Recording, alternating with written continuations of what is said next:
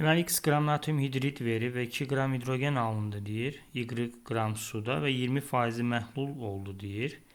X və y tapın. Gəlin baxaq. Deməli, natrium hidridin su ilə reaksiyasından nə alınacaq? Su, natrium hidroksid və hidrogen. Birin birədir bu reaksiya. Əmsala ehtiyac yoxdur. Və baxın, burada 2 qram hidrogen alınanda 40 qramda natrium hidroksid və məhlulda qalan, həll olan maddə natrium hidroksid 40 qramdır 2 qram hidrogenə görə. Deməli, 40 qramımız bizdə burada deyir ki, neçə faizidir? 20% məhluldursa, gəlin baxaq, 100% nə qədər olacaq? X olacaq. Buradan da X eləyir 200 qram.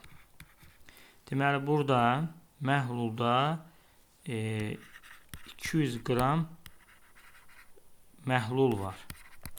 Və 200 qramın 40 qram natrium hidroksiddirsə, bunun belə deyək də MH2O-su 160 qramdır.